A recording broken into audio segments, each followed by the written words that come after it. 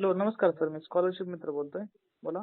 Sir नमस्कार. मी आपला आता एक व्हिडिओ पाहिला. हा, कोणता सर? तर त्यामध्ये जे बार्टीचे जे इन्स्टिट्यूट सिलेक्ट करायचे आहे ना, हो हो हो. त्या संदर्भातला एक मी हे पाहिला. तर मला एक असा प्रॉब्लेम होता सर, की मला वेगवेगळ्या जिल्ह्यातले 2 ऑप्शन निवडता येईल का, मला असं विचारायचं होतं. सध्या कसं आहे सर, तुम्ही ज्यावेळेस तुम्ही पेपर द्यायला जाता, मी तिथं स्टेप वाईज सांगितलंय. तुम्ही एखादा जिल्हा सिलेक्ट केला की त्यानंतर तुम्हाला बरोबर. त्या जिल्ह्यातल्याच संस्थांची लिस्ट दिसते आणि त्या लिस्टमध्ये तुम्हाला 1, 2, 3, 4, 5 असे प्रेफरन्स देऊ शकता तुम्ही. तर तुम्ही बरोबर. मी व्हिडिओ सांगितले, तुम्ही कोणता पहिला देणार आहे सर? सर जसा मी आपला व्हिडिओ पाहिला आणि जसा माझा मागचा काही अनुभव आहे त्यानुसार मी इग्नाइटला पहिला चॉईस देऊन राहिलो. हा हा हा. आणि मला इग्नाइटच्या व्यतिरिक्त दुसरा कुठला पाहिजे पण नाही ऍक्च्युली.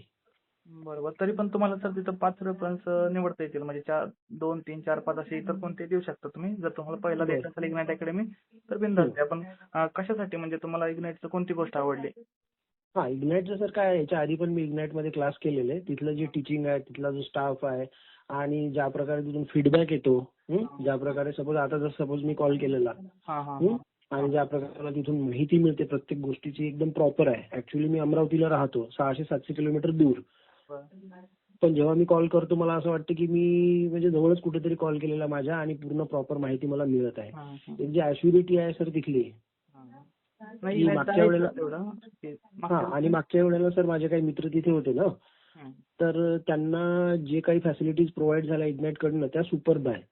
त्यामुळे मग इकडे तिकडे गेल्यापेक्षा इग्नाइटवर ट्रस्ट आहे, म्हणून मला असं वाटतं की मी इग्नाइट घ्यायला पाहिजे. हो, आणि प्लॅटफॉर्म एक चांगला आहे. तुम्ही पाहिलं असेल, म्हणजे बापा गायकवाड सर असतील किंवा इकडले योगेश माने सर, हे सगळे. तुमचं सर बिलकुल एमएस सर. साठी झाले का? सिलेक्शन कशासाठी झाले तुमचं? माझं सर IBPS साठी झालेलं. IBPS. बरोबर. हम्म.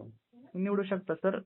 काय अडचण नाही. काही मदत लागली परत भविष्यात, म्हणजे शेवटचा स्टायपेंड मिळेपर्यंत स्कॉलरशिप मी तुमच्या सोबत असणारच आहे, त्याची काही काळजी करू बरोबर. नका. कधी आधी माझी अडचण आली तुम्ही बिनधास्त करा, आणि तुम्हाला माझ्या पण याची पण वेळ कधी पडणार नाही, कारण ते इग्नाइट इटसेल्फ तुम्हाला सगळी मदत करू शकतो. काय अडचण नाही. चालेल सर, चालेल. तर मग मी पहिला प्रिफरन्स इग्नाइटला टाकून दे.